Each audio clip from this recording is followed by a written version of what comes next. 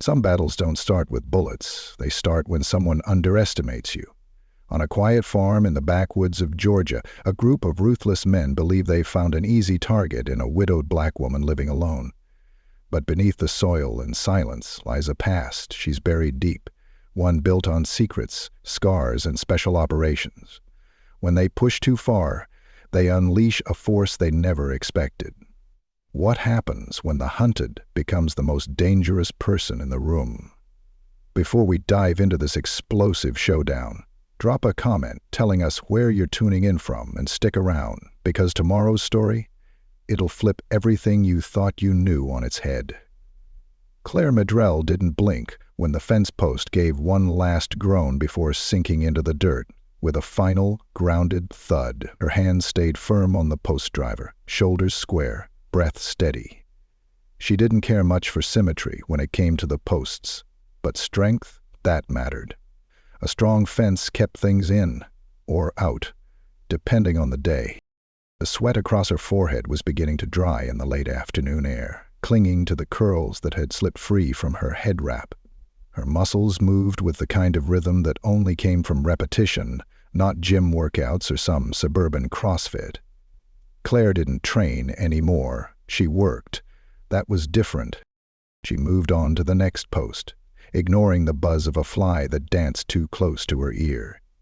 Her boots pressed deep into the Georgia soil, rich and red from generations of sweat, storms, and loss.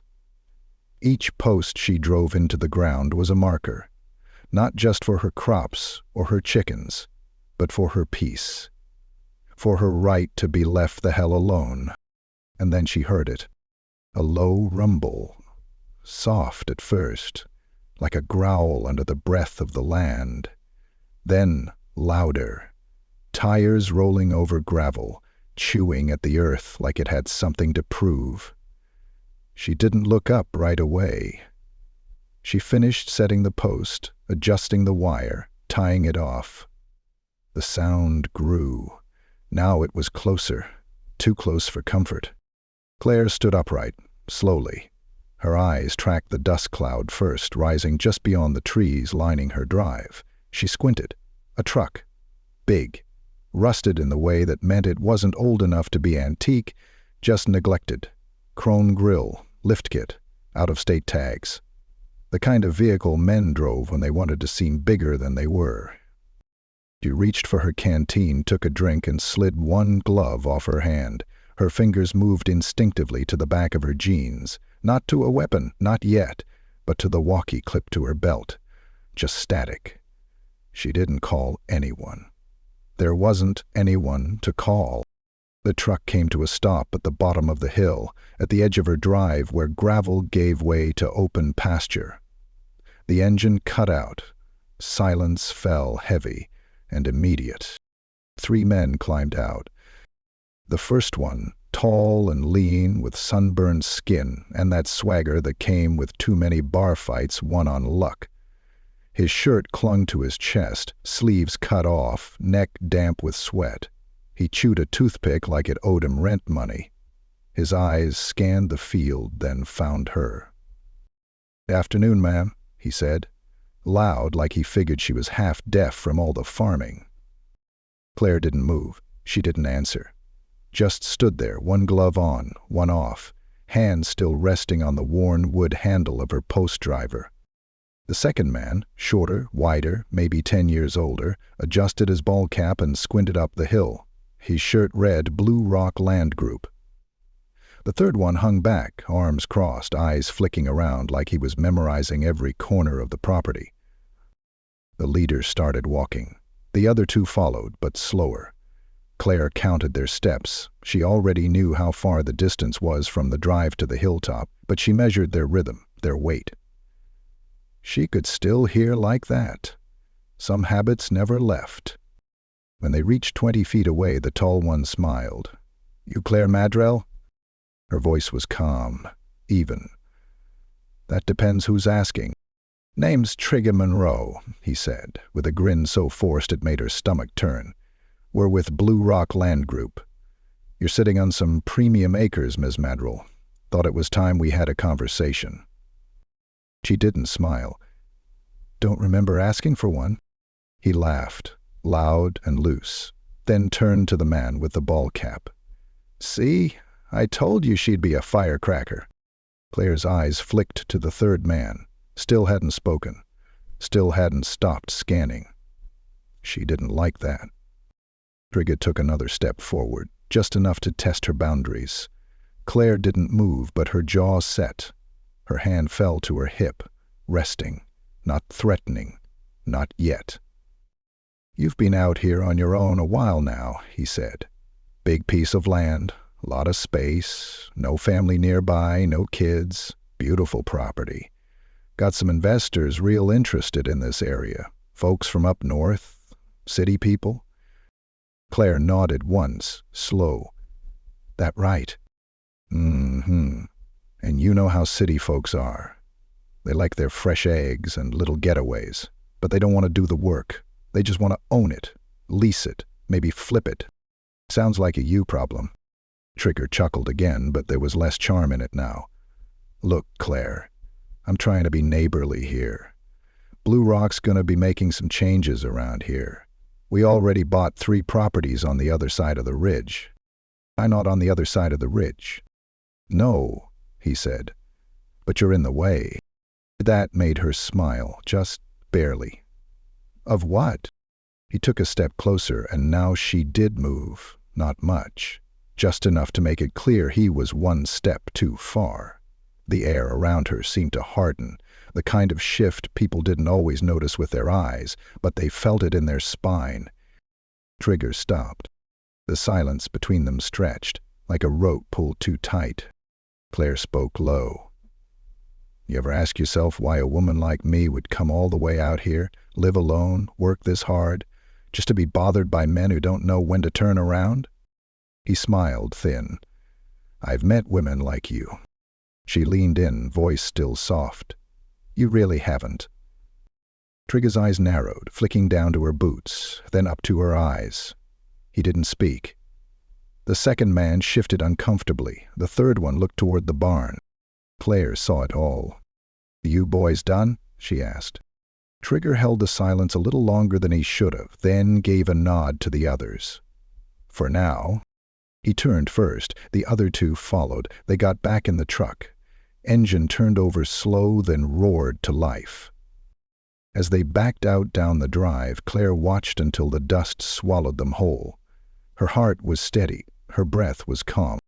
She walked back to the post she was working on, adjusted the tie, set the next fence rail, and then, finally, she looked toward the barn, toward the quiet shadows, toward the place where old memories lived in locked boxes. The next time they came back, they'd be looking for a weakness. They wouldn't find one. Trigger Monroe leaned against the side of the rusted pickup, one boot up on the bumper, chewing the stem of a wild weed he'd yanked from the ditch on the way back. The sun sat low now, casting long amber fingers across the cracked asphalt of the county road. Behind him, in the cab, Hank Freeman scribbled something into a tattered notebook, while Kyle, silent, jumpy Kyle, watched the tree line like it might move. She ain't gonna sell," Hank muttered, still writing. "Told you she wasn't that type." Trigger chuckled, spitting out the bitter end of the weed. "You think I didn't know that? Hell, the woman damn near had murder in her eyes." Kyle didn't speak, just tapped his fingers on the dashboard, slow and rhythmic. His nerves came out in small ways like that. He had a look about him, always searching for exits, always listening for trouble before it started. He wasn't dumb, just wound too tight. "You see the way she stood?" Trigger said, still grinning. "Didn't flinch, didn't squirm, just locked in, like a statue with a backbone." "She didn't blink," Kyle added softly. "Nope," Trigger said, nodding. "That ain't normal. Woman that quiet, living out here all alone, working that much land by herself. That's not single lady trying to be independent energy. That's saw some shit and walked away alive energy." "So what's the move?" Hank asked. Trigger wiped his hands on his jeans and turned his gaze back toward the road they'd come from. toward the hill that led up to Claire Maddrell's place. "We don't ask next time. We just take." Kyle stopped tapping. "She's not going to go easy." Trigger leaned forward, forearms resting on his thighs, voice lowering like he was sharing a secret. "She's got pride. You saw that. Pride's like a wall people build when they don't got backup. Strip it away, and all you got is a scared little rabbit underneath." "You sure about that?" Hank asked, brow raised. Trigger ignored him. "We hit the barn, just enough to rattle her, middle of the night, no face-to-face. Let her know we can come and go when we want. She'll get the message." "She might shoot," Kyle said, dead serious. "Then she shoots," Trigger replied. "And we'll have a reason to push harder. One way or another, that land ends up under Blue Rock's flag. You think those investors up north care about some stubborn black woman and her chickens?" He paused, then looked directly at Kyle. "You still got that keychain camera?" Kyle nodded once. "Good. Bring it next time. We'll get what we need. She won't even see it coming." Claire didn't go inside after the truck left. Not right away. She finished the fence section she'd started, methodically checking each tie and rail. Work first, always. Thinking came second. But her mind wasn't quiet now. She remembered the way the tall one, Trigger, looked at her land, not like it was property, but prey. The kind of look she'd seen in foreign cities when things got bad and the masks came off. That moment when someone decides they don't need to ask for what they want anymore. They're just going to take. She walked back to the house as the last light faded, boots heavy with red dust. Inside, the farmhouse was cool and dim, smelling faintly of old pine, coffee, and the slow decay of antique wood. She locked the doors, bolted the back windows, then moved to the small cabinet near the pantry. From behind a stack of preserves, she pulled out a long black case. It hadn't been touched in over a year, but the lock still clicked open like it was yesterday. Inside, her service Glock, cleaned, oiled, and wrapped in a soft cloth. Next to it, a folder, a manila one, faded around the edges. She didn't open it. Didn't need to. She knew what was in there. Orders, commendations, 2 black and white photographs, and a single letter she hadn't been able to burn. Claire took a deep breath, set the case on the kitchen table, and poured herself a glass of water from the mason jar in the fridge. Her hand shook, just a little, only for a moment. Then she steadied. She moved through the house like a shadow. No wasted steps, no extra noise. She opened the cellar and flipped the switch to reveal a steel-plated basement floor and what looked like a home-built storm shelter. In reality, it was something else entirely. Shelves of supplies, a medical bag, rope, locks, tools, a separate breaker box wired to a generator out back. Claire Maddrell didn't build her life expecting trouble. But she'd built it, prepared for it. And now it was circling. That night, the 3 men parked a mile up the road, off an old hunting path that hadn't been used since deer season last year. They hiked the rest on foot. Dark clothes, gloves, no headlights, just flashlights with the beams taped down to slits. Kyle carried the keychain camera, already blinking red. Trigger took lead, a crowbar swinging low in his hand. Hank followed with a bag of tools. They moved quiet. Not professional quiet, but practiced. Like boys who'd done enough bad things to learn how not to get caught, but not enough to realize what real danger looked like. The barn came into view, pale under the moonlight. It was silent. No dogs barked, no light inside. Just hay and shadow. "She sleeps in the house," Trigger whispered. "We're clear." They crept around to the side door. Kyle peeled off, checking for cameras, but he didn't see the one above him, tucked into the overhang camouflaged against the barn wood. The door creaked, just a little, and they slipped inside. Something snapped. Hank froze. "What was that?" Trigger waved him off. "Mousetrap." They moved further in. The place was clean, organized. Feed bins lined one wall, a tractor sat covered in canvas. Nothing seemed out of place. And then the lights snapped on. All three men turned, squinting. Claire stood on the loft stairs above them, shotgun in hand, not raised, but not hidden. "You're a long way from the road," she said calmly. Trigger didn't blink. "Didn't think you'd be up?" Claire didn't answer. "You gonna shoot us?" Hank asked, voice tight. "Not tonight," she replied. "But next time?" "I won't ask twice." Trigger stepped forward. "Lady, you don't scare us." Claire tilted her head. "You should leave." Kyle touched Trigger's arm. "She's recording us." They looked up. The camera's little red light blinked, quiet and steady. Trigger cursed under his breath. "Let's go." Hank moved fast. Kyle hesitated. Claire's eyes stayed locked on Trigger as he backed away, slow, teeth clenched. At the door, he paused. "Do you think you won something?" he growled. "You don't know how this game's played." Claire didn't move. "I know enough." They disappeared into the night. Claire waited, counted 30 seconds, then flicked the light off and exhaled. Only then did her hands begin to shake. Only then did she reach for the switch that killed power to the barn. And only then did she allow herself to remember that the last time someone broke into her space, uninvited, she didn't warn them. She buried them. But that was a long time ago. And this was home now. Claire didn't sleep that night. Not even a blink. She sat at her kitchen table, with a mug of coffee gone cold and her eyes fixed on the edge of the room where the shadows stretched long.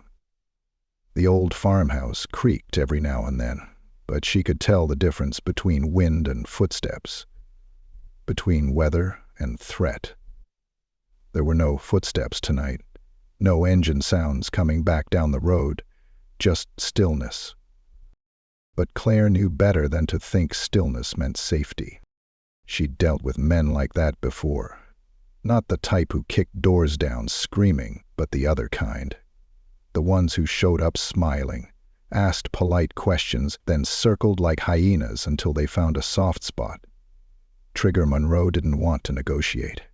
He wanted to test boundaries, figure out how close he could get before something snapped. Claire had seen that play before, and she wasn't about to run it again. By sunrise, she was in the barn, gloves on, sleeves rolled. She didn't bother with the chickens or the feed bins. Instead, she cleared the tools off the back shelf and moved a false panel behind the seed bags. It creaked as it gave way, revealing a box wrapped in plastic and sealed with 2 rusted clasps. She dragged it out and popped the latches one at a time. Inside were her old friends. A tactical vest, a handheld radio, a field knife that hadn't seen light in 6 years but still gleamed with menace. Underneath the vest, wrapped in cloth, was the compact M4 she'd stored after her final rotation. Serial numbers filed off, cleaned, greased, stored with care. She ran her hand along the body of the weapon like she was greeting an old war dog. It wasn't that Claire wanted to use it. She just needed to remember she still could. She went back into the house after checking every latch and bolt, then sat on the front porch and watched the road through a pair of binoculars. The morning air was thick with early summer haze, the kind that made the world feel slow, heavy. But Claire's mind was sharp. Every bird call, every rabbit in the field, every shape in the trees, she catalogued it all. At 9:43 a.m., a white sedan passed by, unknown. At 10:17 at a.m., a red truck. Too shiny, too clean to belong to anyone around here. At 11:05 a.m., the mail came. Claire stepped down from the porch only when she saw the same older woman who always delivered, Jean, with her little oxygen tank in the back seat and gospel music leaking from the windows. "Morning, Claire," Jean called, her drawl slow and warm. "Morning," Claire replied, taking the mail. "Appreciate you." Got a flyer in there from Blue Rock, Jean said, frowning. They sent one to everyone on the route, talking about land acquisition and investment portfolios. Bunch of words to say they want to buy us out. Claire nodded, silent. Jean leaned her elbow on the open window. You be careful, honey. That company's been sniffing around too hard lately, and I seen strange trucks down by the Henderson place last week. Claire's jaw tightened. Thanks, Jean. She waved and turned the truck around, slowly making her way back down the gravel road. Claire stood there on the porch for another minute, thumb flipping through the mail. The Blue Rock flyer was glossy, printed in color, full of pretty pictures of cabins and happy families and little gardens with white fences. It didn't mention the men who broke into barns at night, or the way Trigger Monroe looked at her land like it was already his. She crumpled the flyer and dropped it in the burn barrel. Inside the house, she moved through each room, inspecting it like it was unfamiliar, like she was trying to see it through someone else's eyes. She stopped at the hallway closet and pulled out the small black case she'd kept beneath the floorboards since she bought the house. Inside were 2 burner phones, an old satellite communicator, and a thumb drive with encrypted files she hadn't opened in years. Claire sat on the floor, crossed her legs, and clicked the SAT device on. The screen blinked to life. The connection was weak but alive. She hesitated. She could make a call. A man she used to know, Ramirez, stationed in D.C. now, homeland. Or Lena, who owed her a favor the size of Texas and worked in tech surveillance. But she didn't. Not yet. Not until she knew which way the wind was blowing. Instead, she set the device aside and opened the thumb drive. Photos, dossiers, maps, all from years ago. Missions, coordinates, targets. She scrolled through them slowly, not for nostalgia but for clarity.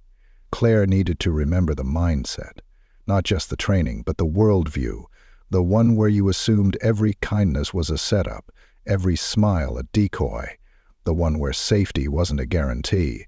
It was an illusion. You built brick by brick. There was one file she paused on, a video clip, 8 seconds long, desert wind, a rooftop, her voice clear as glass, calling for extraction while blood bloomed across her sleeve. She clicked it off. Not today. That woman didn't live here anymore, but some part of her did. That night, Claire waited until darkness rolled over the trees before taking her lantern and walking the perimeter of her property. She checked the fence, the gate, the weak spots, where the wire sagged and the posts leaned from too many seasons of storm. She made small notes in her head. Reinforce the west corner, add motion sensors near the barn, reposition the trail cameras. She didn't believe in guns as the first answer, but she did believe in readiness. The last stop on her walk was the tree line. Thick pine and birch, too dense for easy movement. But she knew the deer trails and the low spots. She knew the way sound carried. Claire crouched there for a while, silent, listening. A branch cracked behind her. Not close, but not far either. She didn't move, just shifted her hand to the grip of the pistol at her back and waited. Then another sound. A fox. Small, darting through the brush. Claire let out the breath she'd held and stood slowly. As she walked back toward the house, the porch light came into view, a soft golden glow in the darkness. But it wouldn't be quiet for long. Old habits never died. They just waited, and when the past came knocking again, Claire Maddrell would be ready to answer. The wind came up just after midnight, rattling the old screen on the back porch and sending dry leaves skittering across the steps like whispers of forgotten voices. Inside, the house was dark, still, but Claire Maddrell wasn't asleep. She lay on top of the quilt in her bedroom, fully clothed, boots on, eyes open. Her breath was slow, measured, like she was counting time between thoughts. Single light was on in the hallway, dim and yellow, just enough to cast shadows instead of chase them, the kind of lighting you use when you want to see without being seen. She listened. Out past the trees, there it was again. Gravel crunching under tires. Slow.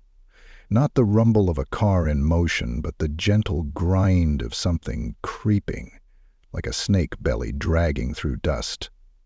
She sat up without a sound, grabbed the shotgun from beside the bed and slipped through the door like a shadow. In the kitchen, she turned the lantern down low and slid open the window over the sink. The scent of dew and dirt poured in. She waited. No lights, no voices. Then, faint, maybe 100 yards out, a car door easing open. Then another. Silence. Claire moved. She crossed the living room, cracked the front door an inch, and looked through the peephole. Nothing yet. But she knew they were out there. She didn't run. Didn't call. She went to the closet by the pantry and opened a small black box on the top shelf. Inside, a set of motion-activated alarms. She took one, pocketed it, and grabbed the tool bag sitting beneath her raincoat. Outside, the trees whispered, but they didn't give her the wind's direction. She'd have to go by instinct. Claire stepped out the side door and shut it softly behind her. The ground was soft, but not wet. Good footing. The moon was tucked behind clouds, enough cover for her to move without giving herself away. She followed the tree line east, quiet, low, deliberate, until she reached the edge of the barn. That's when she saw the first figure. Tall, holding a flashlight pressed against his chest. Not moving yet. Waiting. A second figure was farther off, bent low by the corner of the chicken coop. Claire narrowed her eyes. Intrude? No, Kyle. As Trigger and Hank. They'd left the twitchy one behind. She crept around the other side, staying in the cover of the shed. Her fingers hovered over the shotgun, not ready to raise it, not yet. She needed to know what they were looking for. Trigger whispered something, just loud enough that Claire caught the tone, if not the words. Hank moved, crouching beside the barn wall. He pulled something from his bag. Bolt cutters. They weren't trying to scare her this time. They were trying to take something. Claire exhaled through her nose, slow and even. She didn't move. Not until the barn door squeaked. It wasn't loud, but it was enough. Trigger turned his head sharply. Claire stepped out from behind the shed and pumped the shotgun once. As the sound cracked across the field like a thunderclap. Both men froze. "You boys really didn't learn the first time," she said, voice even, low and clear. Trigger held his hands up, flashlight still in one. "Easy now, Claire." She walked toward them, gun steady.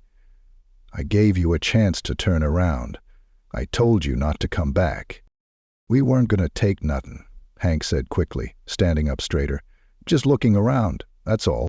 "Bolt cutters don't look," Claire replied. "They take." Trigger's mouth twisted into a smirk. "You gonna shoot us over some chickens?" Claire stopped 10 feet away. "You're not here for chickens. You're here because you think I won't shoot."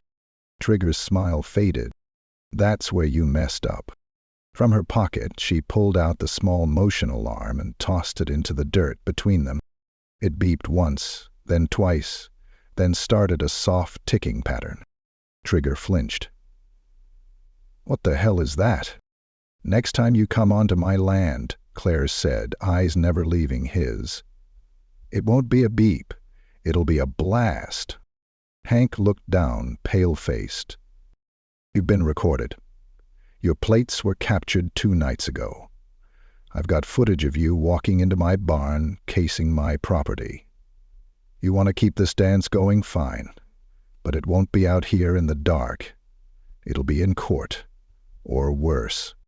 Trigger's face tightened, the kind of look a man wears when he realizes his grip on the wheel isn't as tight as he thought.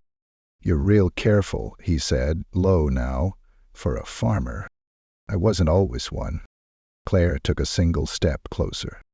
Get off my land. Trigger hesitated, jaw clenched. Claire leveled the shotgun. That made the decision easier. They turned, quick and clumsy now, boots thudding against the dirt as they scrambled for their truck at the base of the drive. The headlights didn't flick on until the engine sputtered to life, and even then, they didn't look back. Claire watched until the taillights disappeared behind the trees. Then she turned and went to the barn. She checked the locks, the feed bins, the stalls. Nothing missing, but they'd crossed a line. This wasn't intimidation anymore. This was escalation. Inside the barn, she reached up and pulled the old tarp off the back shelf. Beneath it was the reinforced box she'd welded herself. Steel plate with a double lock. She opened it and pulled out a shovel. Not just any shovel, military issue. Foldable, sharpened edges, the kind of thing you carried when you weren't sure if you were digging holes for cover or for bodies. She didn't say a word as she walked back toward the house with it slung across her shoulder. Claire Maddrell had tried to bury her old life.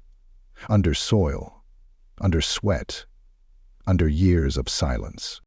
But some ghosts don't stay down. They wait, and when the world calls them back, they answer. The next morning brought no sunrise, just a thick haze that hung low over the fields, the kind that swallowed sound and blurred the horizon like a watercolor gone damp. Claire stood on the front porch, sipping hot coffee from a black enamel mug, watching her breath twist in the cold air. The shotgun leaned against the post behind her, a quiet sentinel. She hadn't slept. Again. Her eyes scanned the trees, the fence line, the long dirt road that coiled through the pasture like a snake, deciding when to strike. Everything was still. But stillness didn't mean safety. It just meant the enemy hadn't moved yet. By 8 a.m., she was walking the property line, boot steps deliberate, slow. She'd brought red paint and a coil of fresh barbed wire. The morning dew clung to her pants, soaking the edges where they tucked into her boots, but she didn't care. Today wasn't about comfort. She reached the front gate and paused. There it was. One of Trigger's cigarette butts, crushed into the mud just outside the fence. Not from last night. This one was newer. Still smelled faintly of cherry tobacco. They were watching her. Claire pulled the fence gate tight and drove a fresh bolt through the bottom rail, reinforcing the old hinge. She ran new wire across the front post, then stepped back, uncapped the red paint, and drew a single line across the gravel just outside her land. A boundary, an old soldier's trick. You make the line visible, you make it clear, so when they cross it, it's on them. She capped the paint and stood there for a moment, letting the silence wrap around her shoulders like a coat. And then, almost like the wind had been waiting for her to stop, the sound of an engine growled low in the distance. She turned. A white county-issued cruiser rolled up the dirt road, slow, crunching gravel with lazy confidence, the kind of drive that said, "I'm not in a rush, but I don't want to be ignored either." The sheriff stepped out before the engine was fully off. His name was Reed Langston. Late 40s, stocky, with a sun-baked face and a mustache that looked like it had never seen a smile. He wasn't a bad man, just not a brave one. Claire had known him since he was a rookie. Back then, he was eager. Now he was tired. "Morning, Claire," he said, voice low, like they were already in the middle of something private. "Reed." She didn't offer more than that. He eyed the red line on the road, then glanced at the shotgun still slung over her shoulder. "You expecting trouble?" he asked. "Already got it," she said. Reed exhaled through his nose and stepped forward. He looked like a man about to deliver news he didn't want to say out loud. "I got a call this morning," he started. "Couple fellas from a land group out of Charleston. Said they were out here last night and you pulled a weapon on 'em." Claire's jaw tightened. "I did." "Did you shoot?" "No." "Did you threaten too?" Claire stared at him. "I told them to leave, on my property, after they cut my barn lock." Reed rubbed the back of his neck. "You didn't call me." Amy didn't either, until this morning. Funny how that works. He looked down at the red line in the dirt. "They said you're unstable, got cameras all over, booby traps. Told me you threatened to blow them up." "Did I?" Her tone was flat. He raised an eyebrow. "Did you?" "I set a motion alarm. That's legal. I told them if they came back, things might go differently. Look, I've got footage. You want to see it?" Reed hesitated. "That won't be necessary." Claire let that silence hang. He shifted his weight. "Look, I don't want to tell you how to run your place, but folks around here are nervous. You get a reputation, well, you know how that goes." "I'm not worried about reputations, Reed. I'm worried about men who sneak onto my land with bolt cutters and lies." He took off his hat and tapped it against his leg. "They've filed a report, said you assaulted them verbally. One of them's claiming trauma, some nonsense about military threats." Claire didn't blink. "Let them. If they push it, I'll press charges for trespassing, attempted theft, and criminal mischief." Reed looked exhausted. "I just came out here to get ahead of it, keep it from turning into a thing." "It's already a thing," she said. "You just don't want to see it yet." He looked down again at the red line. "What's that supposed to be?" She answered without pause. "A warning." He nodded, slow, then looked out at the field. "They got big money behind them, political friends. If they want this land bad enough, they'll keep pushing." "Yeah." She stepped forward. "Then push back. Do your job."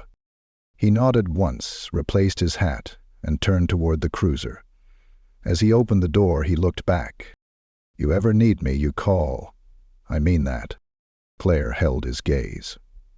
"I hope I don't." He drove off without another word. The dust hadn't even settled before she was already back in motion. That afternoon, she moved faster, replacing the locks on both sheds, reinforcing the barn door with cross braces, even digging out the old trail near the creek and laying down caltrops she'd fashioned from rebar. A warning system. Not to stop them, but to slow them. She didn't want bloodshed, but she wasn't going to be easy. By sunset, she was in the attic, repositioning a small surveillance drone on the eastern edge of the roof. From there, she could see clear to the ridge. The drone fed straight to a monitor in the cellar. If anything moved after dark, she'd know. The sun slipped away behind the trees, and she stood in the attic window, watching the sky shift from fire to indigo. And for a split second, she let herself think of places far away. Hot deserts, cold nights, the sharp metallic smell of adrenaline, the silence before orders came, the quiet after violence. Those places had rules. This place had neighbors. But now it felt like the same kind of war. A different battlefield. Same darkness. Claire Maddrell had drawn her line, and now she waited to see who would cross it. The smell hit first. Dust and heat. The kind that doesn't just rest on your skin, it bakes into it. Stays with you, hides behind your ears and in the folds of your collar. Claire remembered that smell, as if it were stitched into the lining of her lungs. The sun hadn't even risen over the horizon when they breached the compound, but the sweat was already rolling down the back of her neck by the time her boots hit the sand. She moved low, tight to the outer wall, rifle tucked close, eyes scanning through the green-tinted world of her night vision goggles. Just ahead, two shadows shifted. Ramirez and Collins. Their formation was silent, precise, a language written without words. They'd been tracking the target for 6 days through mountains that didn't sleep. The man they were after ran a weapons pipeline from Syria into border zones that never made the news. He had men, he had money, and he was inside. Claire's voice crackled softly in Ramirez's ear. Eyes on the inner gate. "Clear left," he murmured back. The air was dry, sharp, no room for hesitation. When they moved as one, up the embankment, over the wall, into the belly of the beast. Muffled gunfire erupted near the northern building. Friendly. Another team engaging. Claire didn't look back. She pressed forward, sweeping each room, every dark corner. The target wasn't in the main structure. He was in the bunker. They found the entrance behind a stack of fuel drums hidden under canvas and 2 layers of rebar. Claire dropped first. The ladder groaned beneath her weight, metal biting into her gloves as she descended. The light from her rifle danced across walls carved from stone. The air grew tighter the farther down she went. Then movement. And in the tunnel, not the target, a guard. He saw her half a second too late. Claire dropped him with 2 quick shots. Silence. She kept going. At the bottom of the steps, the corridor opened into a small control room. 3 men, 1 weapon drawn, 1 reaching for the comms. 1, her target, frozen, eyes wide. She fired fast, clean, controlled. The last one dropped before his finger hit the trigger. The man in the chair? The target? He just sat there, breathing like someone had stolen the air from the room. He looked at her, really looked, and whispered, "You're American." Claire didn't answer. She cuffed him, called it in, and waited. 2 minutes later, Ramirez joined her, panting. "You always gotta be first down the rabbit hole." Claire didn't smile. "He's ours." Ramirez's gaze fell to the bodies, then the man in the chair. Hell of a message. That mission earned her a commendation. Quiet. Buried. Classified 6 ways from Sunday. But it wasn't the medals that stayed with her. It wasn't the mission. It was the expression on the target's face. Not fear. Not anger. Surprise. He hadn't expected it to be her. A woman. A black woman. Not down there. Not that deep in the world. Claire stared out across her fields now, the sound of birds chirping far too cheerful for the kind of morning she was having. The past wasn't just a file in a folder or a scar beneath her shirt. It was alive. Still breathing somewhere behind her eyes. She was standing by the old irrigation pump when the sound came again, metal clinking softly against metal. Someone was near the outer fence. Claire turned slowly, crouched beside the tool shed, and waited. Voices. 2. Male. They weren't on her property yet, but they were close. Laughing low, one said something about tight fences for a lonely woman. The other snorted. Claire didn't move. Not yet. She didn't need to. They walked on. Probably just cutting through the woods. But she recognized the voice. Child. The twitchy one. Always watching. Always quiet. Until now. She stayed still for another minute, then rose and walked back toward the house. Inside, she poured water over old coffee grounds and leaned on the counter, watching the bubbles rise as steam lifted gently toward the ceiling. She didn't drink it. She didn't need it. She walked to the hall closet, pulled out the duffel marked with a faded patch, Delta Force insignia half rubbed away, and laid it on the table. The zipper stuck at first. She didn't force it, just coaxed it open like a wound that never healed right. We took that nest inside. Field rations, extra mags, a tack map of eastern Afghanistan, and one photo tucked deep into the lining. Her unit. 6 of them, grinning like idiots in the back of a 2.5. Ramirez had his arm around Claire's shoulders, sweat-stained and dirt-covered. Her eyes were the only thing in the photo not tired. Back then, she was sharp, relentless, still believed there was a finish line at the end of all this. She traced her thumb over each face. 3 of them were gone now. 1 had vanished on leave, 1 took a contract with private security and never looked back. And Ramirez? Last she heard he was desk-bound, D.C., fighting politics instead of war. Claire tucked the photo back into the bag, zipped it up, and carried it to the cellar. Downstairs, the walls were cool, lined with gear she hadn't touched since she moved to Marsh Hollow. Claymores, tripwire, non-lethal stun traps, all tucked behind canned vegetables and rain barrels. She spent the next hour setting 2 of them, one near the east fence line, one just behind the barn. She wasn't preparing for a battle. She was preparing for a mistake. Because men like Trigger and his crew didn't back down. They poked, they threatened, and eventually they acted. Claire didn't need to outgun them. She needed them to underestimate her just one more time. Later, just after dusk, she sat on the back porch, lights off, watching the field turn silver in the moonlight. She thought again about that compound, the faces of the men she killed, the mission they completed, the silence afterward. No parades, no brass bands, just one flight home, then reassignment, then paperwork, then gone. She left soon after, as the mission wasn't what broke her. It was how easy it had been. Now she felt it again, creeping in her gut like a tide rising without permission. She'd buried that part of herself beneath layers of peace, of routine, of soil and sweat and honest work. But that woman, the one who walked into bunkers alone and didn't shake afterward, she hadn't gone anywhere. She was just waiting.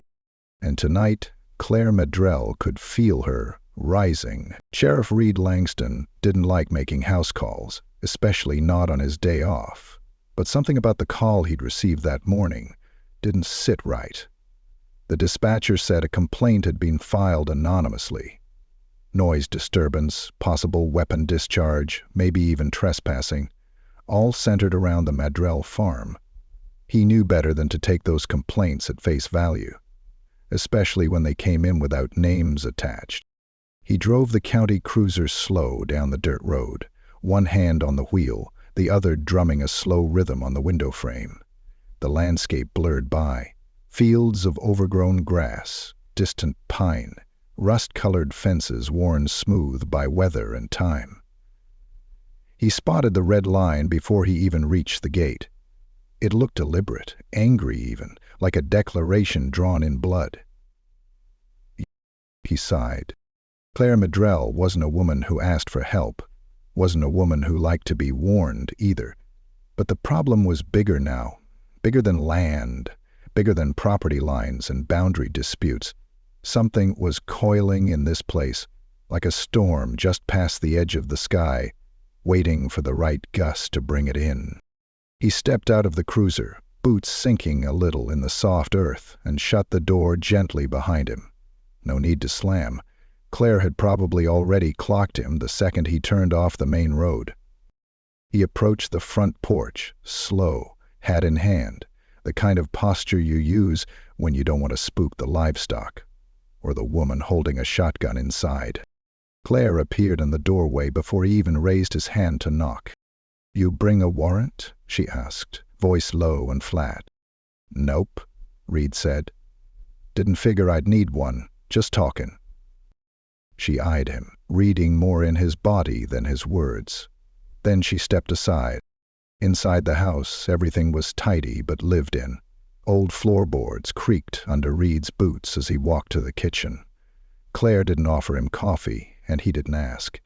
Instead, she leaned against the sink, arms crossed, waiting. "I got a report this morning," he said. "Another one, anonymous, complaints of activity late at night. Yelling, tools being used, maybe even shots fired." Claire said nothing. "Now," Reed continued, "I know you. I know you're not the type to waste ammunition, let alone fire it for sport. So I came to ask, straight out, what's going on out here, Claire?" Her eyes didn't move. "You already know." Reed shifted his weight. "I know Trigger Monroe's been poking around. I know he and his boys been sniffing at property that don't belong to them. But I also know they've got backing, legal backing. Blue Rock's got papers drawn up all across this county." "I don't care what Blue Rock's got," Claire replied. They're not getting my land. I didn't come to pressure you. I came to keep this from escalating. It already has. She turned and pulled a tablet off the counter. With a swipe, she opened a folder marked External Surveillance and pressed play.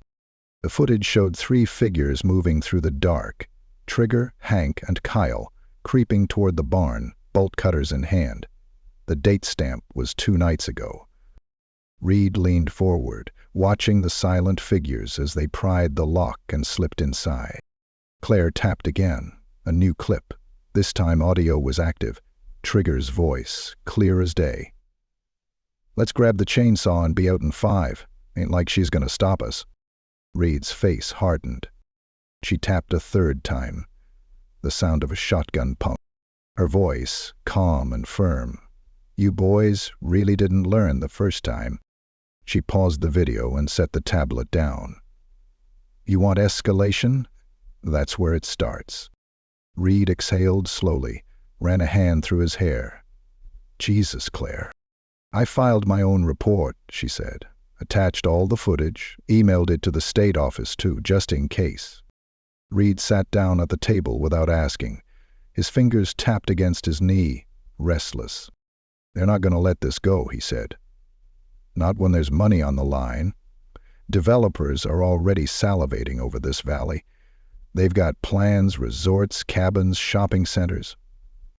Then let them build somewhere else. You think they care about history, about roots? All they see is acreage and water access, and a woman living alone makes for an easy mark." Claire's jaw clenched. "They picked the wrong woman." "I believe that," Reed said, "but it doesn't stop them from trying again." It was a long pause. Claire poured herself coffee and stared out the window. "When I bought this place," she said, voice soft, "I didn't come here to hide. I came here to heal. That barn? My sweat built it. That creek? I cleared it by hand. Every nail in this house, every board on this porch, I made it mine. Not a team, not a contractor. Me. So when those men show up thinking they can take it with a signature or a crowbar, they're not just trespassing. They're declaring war." Reed didn't respond right away.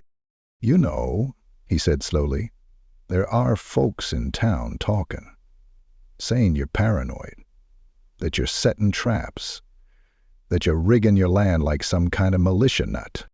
Claire nodded once. "Let them talk. You're not giving them what they expect. I'm not here to meet expectations." Reed rubbed the bridge of his nose. "You're gonna make this hard for me, ain't you?" "I don't need your permission, Reed. I need your spine. Because the next time they come back, I won't just be showing footage. I'll be showing bruises. Or worse." He looked up at her, saw it in her eyes, the part of her that never left the field.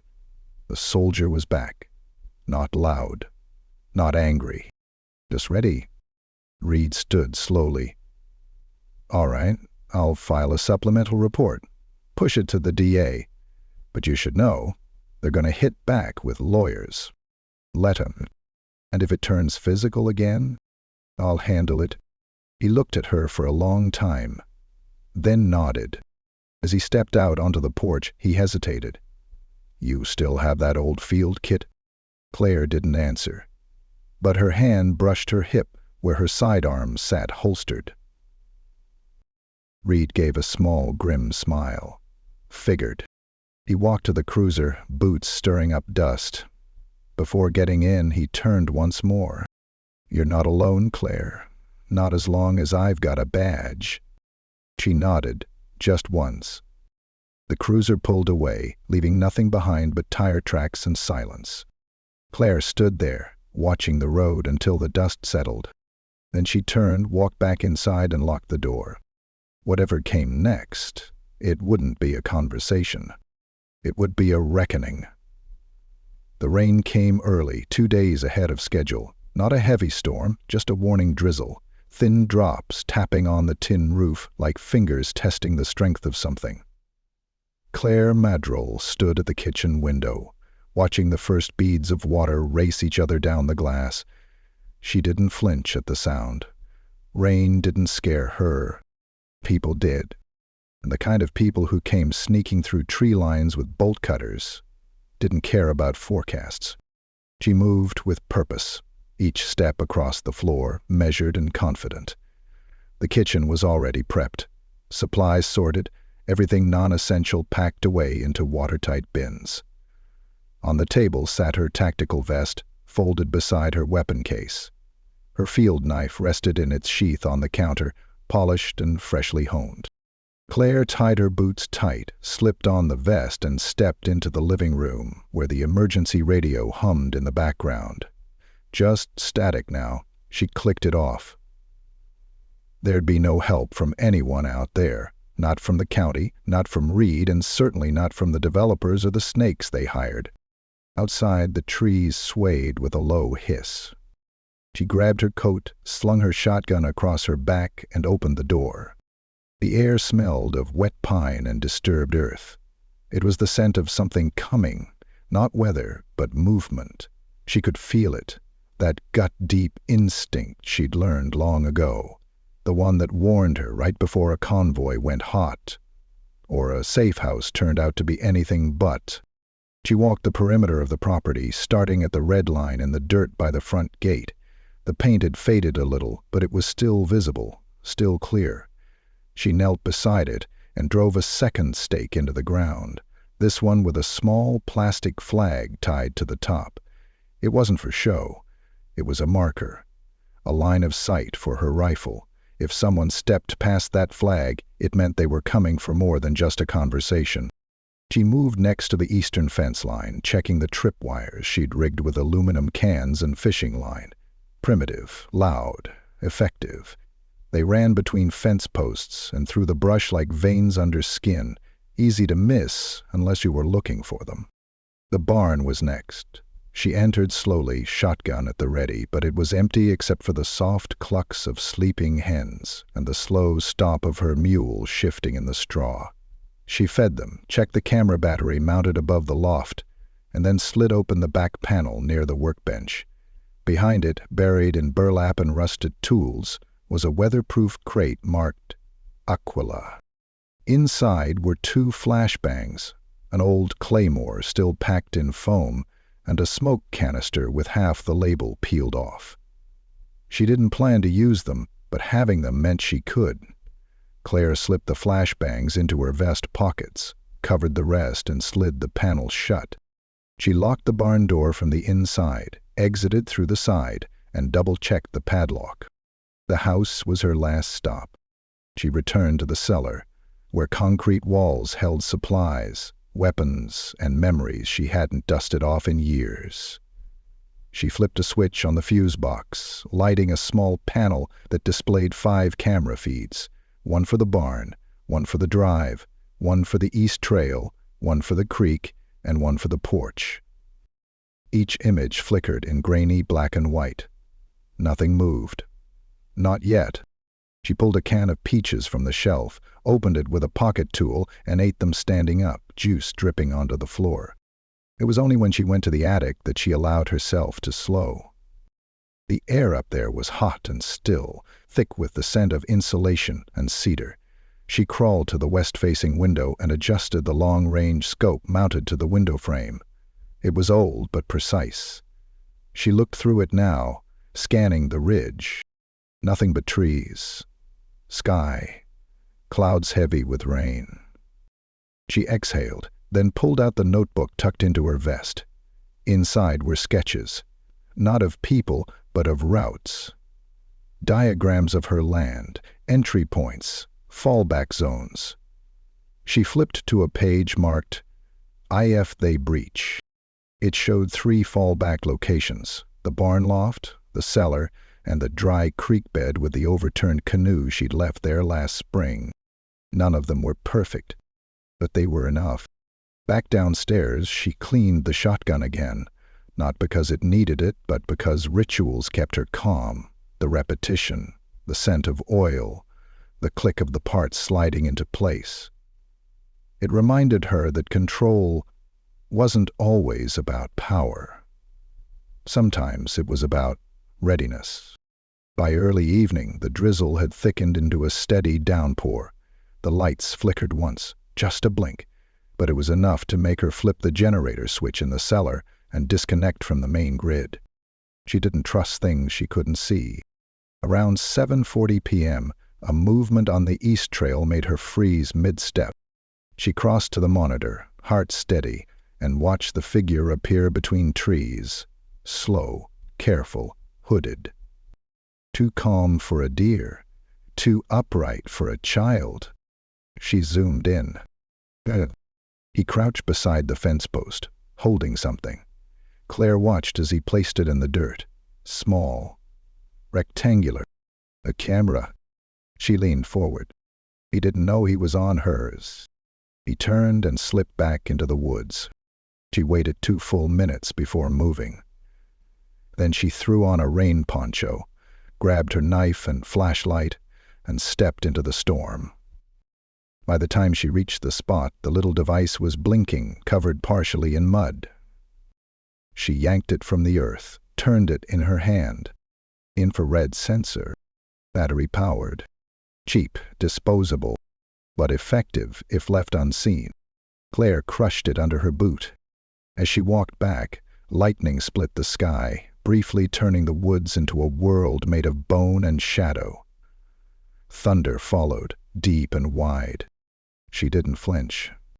Back inside, she laid the remains of the spy device on the table, wiped her boots, and took off her poncho. She poured a glass of water, drank half, then poured the rest down the drain. She sat at the kitchen table, pulled her sidearm from its holster, and placed it next to the broken camera. The storm outside deepened. Thunder rolled again. Claire didn't move. The fight wasn't coming tomorrow. It had already begun. Now it was just a matter of when they'd make their final mistake, and whether she'd be merciful when they did. The first sound she heard was metal scraping metal. Claire was asleep, if only barely, an hour into the kind of sleep that isn't restful but required, when survival burns more calories than labor. Her eyes opened before her body moved. Years of discipline kept her still. She listened, slow breathing, letting the details form in her mind before she stirred. Not wind. Not animal. Metal. The latch being pried. The barn. She slipped off the bed without a sound. Her bare feet touched the floor like a ghost. She already knew what to grab. Her shotgun was beside the nightstand, but she reached for the Glock instead. Silent, clean, easier to maneuver. She tucked it into her waistband, grabbed the tactical vest hanging on the back of her closet door, and slid into it like second skin. The cameras confirmed what she'd felt. 2 men. One at the barn, one circling near the chicken coop. She didn't see Trigger, which meant he was likely waiting in the truck, or worse, inside her fence line. Claire didn't go out the front door. She dropped through the crawl hatch behind the pantry, descended into the cellar, and flipped the panel switch. The back generator groaned once, and then power rerouted to auxiliary. Silent mode. The house darkened. On camera, the men paused. One of them looked up. She moved through the tunnel. It wasn't long, just a narrow service trench she'd dug by hand 2 years ago after a week-long county-widely power outage reminded her of how quickly a quiet life could turn fragile. The tunnel exited behind the chicken shed, 30 yards from the barn. Claire emerged into mud and wind. The rain had stopped, but the trees still dripped. Her boots were wrapped in cloth, masking sound. Her breath moved steady and short. She crouched low, knife in one hand, eyes already scanning. Hank was at the barn door, struggling with a crowbar. The padlock was tougher than he expected. Claire moved left, using the coop as cover. The second man, Guile, stood by the fence, eyes darting, breathing heavy. He looked nervous. Tense. Amateur. They hadn't seen her yet. She crept up behind the shed and waited. The moon dipped behind clouds. Darkness swallowed them all for 5 precious seconds. She used 3 of them, moved 10 feet, closed the distance. Hank grunted, pushed hard. The lock snapped. Just as he opened the door, Claire stepped out. Her voice cut through the dark like ice. Put the crowbar down. Hank spun, arms lifting. He dropped the tool. Wait. Wait! I said, down. Kyle turned, too fast. His hands went to his waistband. Claire moved. In one smooth step, she was on him. Her left arm hooked his elbow, wrenching it behind his back. He cried out, dropped a small pistol. She kicked it away. Jesus. Claire. Please. Kyle stammered. Oh, quiet. She shoved him to the ground, hard enough that he gasped when the wind left his chest. Hank raised his hands higher, eyes wide. We weren't gonna hurt you, he said. Claire's tone didn't change. You were breaking into my barn. We thought you'd be asleep. We just needed some gear. Tools, that's all. Tools don't belong to you. There's blue rocks now, he shouted, suddenly brave. They had taken the land. Paperwork's already filed. They told us you'd be gone by next week. Claire stepped toward him, eyes like flint. Then why sneak in during the night? He hesitated. Behind them, from the shadows near the tree line, a new voice called out. Drop it, Claire. She froze. Trigger. His silhouette emerged from the trees, rifle in hand, held at an angle, not aimed yet, but not lowered either. Back away from Kyle. Claire didn't move. He said, step back. She knelt beside Kyle, snatched the zip ties from his pocket, and bound his wrists in one swift motion. He yelped, Hey, hey! Trigger moved forward a step. You're making a mistake. Claire stood, slow and steady, facing him now, her weapon still holstered. I haven't made one yet, she said. You shoot me, the company sends more. Legal teams, deputies. Maybe worse. You don't belong here. Trigger's grip tightened. And what are you gonna do? This ain't Baghdad, Commander. It's a farm in the middle of nowhere. You're just one woman. Claire's voice went soft, dangerous. One woman who's already outnumbered you. Twice. Trigger blinked. What? From the east and west flanks, motion lights burst to life. Claire's traps triggered. Flashbangs. No noise, but bright enough to blind. Trigger turned, blinded, shouted, fired a wild shot into the air. Claire moved. She covered the 10 yards between them in a breath. Her fist met his wrist with a crack. Disarmed him. The rifle hit the mud. He lunged. She pivoted. One blow to the throat. He dropped like stone. Silence returned. Kyle whimpered in the dirt. Hank backed against the barn wall, hands still raised. Claire crouched over Trigger, checked his pulse. Still breathing. Good. She pulled out her phone, snapped pictures of each of them, faces, weapons, crowbar, entry point, then turned to Hank. You've got 1 minute to walk away. He didn't argue. He ran. Claire watched his figure vanish into the trees. Kyle cried, Please don't kill me, please. I didn't mean to. I didn't want to come. Trigger made me. She looked at him, quiet, measured, then cut the zip ties. Go, she said. Next time I see you, it'll be in the ground or in court. Your choice. He scrambled away like a kicked dog. Claire turned back to Trigger, still groaning on the ground. She considered letting him wake up. She didn't. She zip-tied his hands and dragged him to the shed. Just inside the door, she dropped him. Shut the door. Locked it. Let him stew. Inside the house, the storm had settled. The air was damp. Her boots left prints on the tile. She walked to the sink, turned on the tap, washed the blood from her knuckles, then stood at the window and watched the sun rise. Another day, another breath. But the line had been crossed, and Claire Maddrell had stopped waiting. The morning came like a match strike, sharp, sudden, and bright. But Claire didn't sleep through it. She stood in the cellar, hands deep in the duffel bag she swore she'd never open again unless the world fell apart. Now it had. Not in fire and explosions, not like the cities or the deserts, but in the quiet ways, through whispers, bad deals, and men who thought fear was a language only they could speak.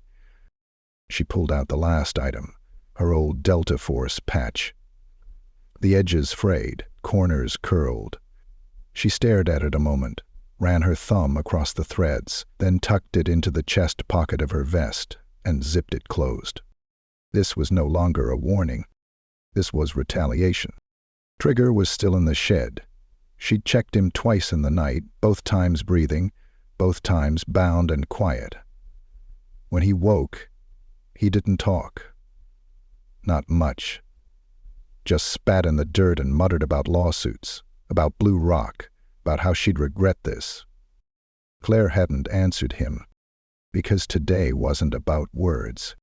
It was about closure, and she knew the only way to end it was to step forward, not back. She opened her phone, played the surveillance clip she'd saved, his voice clear as day. "Let's grab the chainsaw and be out in 5. She sent it to the county attorney's office and to Reed Langston, along with a message. Trespass, attempted theft, armed entry, evidence secured. Victim, Claire Maddrell. Perpetrators, Trigger Monroe, Hank Doss, Kyle Everett. Then she powered the phone down. She didn't need to wait for their response. She had her own.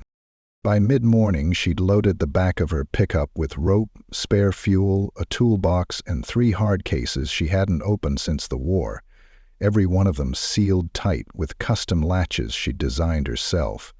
One held field surveillance gear, one held defensive traps, the third, ammunition, plenty of it. Claire backed the truck to the shed door, unlatched it, and stared at Trigger. He looked up, eyes bloodshot but sharp. His mouth twisted into that smirk she'd grown to hate. "You gonna shoot me now?" he asked. "No," she said. "You're gonna talk." He laughed. "You can't." He cut him off by tossing a thick folder into his lap. "What's this?" he asked. "The county assessor's records," she said. "The purchase offers from Blue Rock to surrounding farms, and a list of fake signatures your people used to scare 2 widows off their land. I cross-checked at it. Most of the names belong to dead men." His smile faded. "I sent that too." Trigger swallowed. "You've been sloppy," she continued. "You came here thinking you'd take what you wanted because it's just me, a black woman, alone on some old dirt. No husband, no children, no shield. But I was never the one you needed to worry about." He tried to speak again. Claire grabbed him by the arm, lifted him to his feet, and walked him to the edge of the field. "Where are we going?" he asked. She didn't answer. She just kept walking until they reached the trail that led to the North Ridge. Public land, neutral ground. At the top, she turned him toward the valley. "This land means nothing to you," she said, "but it means everything to people like me. People who've had to earn every inch of peace we ever had. You don't know what it's like to bury friends before 30. You don't know what it's like to get shot at by someone who doesn't care who you are, just what flag you wear. But I do." She stared at him now, the wind rising behind her. "You wanted to bring war to my front door, and now war is here." He shifted nervously. "You're not going to kill me. You're too careful, too smart." "You're right," she said, "but I'll break you in ways that last longer than blood." She turned and walked back, left him standing there, alone, cold, exposed. By the time she returned to the house, Reed's cruiser was pulling into the drive. He stepped out fast, no hesitation. "You sent it?" he asked. "It did." He held up his phone. "State police are already calling. Trigger's on record. They've got everything they need." Claire nodded once. "They'll come for him." "Today?" Reed said. "And Blue Rock? They're in damage control now. Your footage, your files, your photos. Hell, you dropped a bomb without firing a shot. She allowed herself a thin smile. Still, Reed added, they might try something. Legal, maybe. But they won't be quiet about it. Then I won't be either. He stepped forward, voice lower now. You did what you had to do. I'm not just saying that, I mean it. But if it ever happens again, if someone else tries, don't wait. Call me. Claire looked him in the eyes. I didn't think I could count on anyone. Well, Reed said, sliding his hat back on, maybe it's time you started. He got into the cruiser and left. Claire stood there, boots in the dirt, wind curling around her like smoke. She could feel it, the shift, not just in her land, in herself. The soldier in her wasn't something she needed to bury anymore. It wasn't weakness to hold on to strength. It wasn't paranoia to prepare. She had lived in the world and survived it. That part of her was never going away. And maybe it shouldn't. That night, she cleaned every weapon, logged every file, and organized her notes into folders labeled with dates, faces, times. She wasn't going back to who she was before. She was building someone stronger, someone honest, someone dangerous when necessary. By the time the sun dipped low again, casting gold across her porch and through the fields, Claire sat with a glass of tea in one hand and a photograph in the other. Smiling, she whispered their names, one by one, then folded the picture and slid it back into her pocket. The wind carried laughter from the road, children biking past, someone's dog barking in the distance. And for the first time in weeks, Claire let her eyes close. Not because the fight was over, but because she'd won this round. And when the next one came, she'd be ready again. It had been 3 weeks since Trigger Monroe was walked off Claire Maddrell's land in handcuffs, and everything in Marsh Hollow felt just a little different. Not louder, not busier, just steadier, like something had finally settled in the soil. The sky had turned that soft Carolina blue again, the kind that stretched wide and made you feel like maybe, just maybe, peace was something you could actually grow if you planted it right. Claire was on the porch, rocking slow in the creaky wooden chair she'd built herself after her second year in Marsh Hollow. Her boots were dusty, and her hands were still calloused from fence repairs and garden work. She liked it that way. Work was honest, pain was familiar, but the tension in her shoulders, the one she hadn't even noticed until it started to ease, was finally gone.